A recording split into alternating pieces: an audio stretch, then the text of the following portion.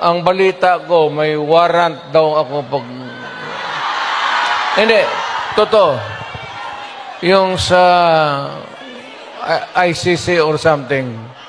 Matagal na akong hinahabol ng mga putang ina. O ganito na lang. Ito ganito na lang.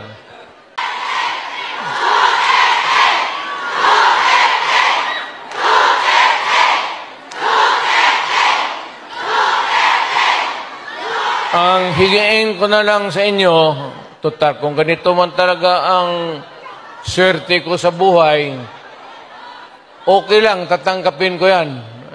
Wala tayong magawa hulihin tayo kung ikulong tayo. Kaya lang, meantime, mag-contribute kayo, baski $5, $10, para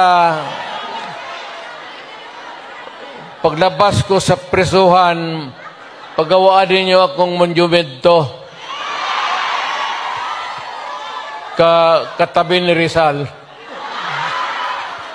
Si Rizal may hawak na libro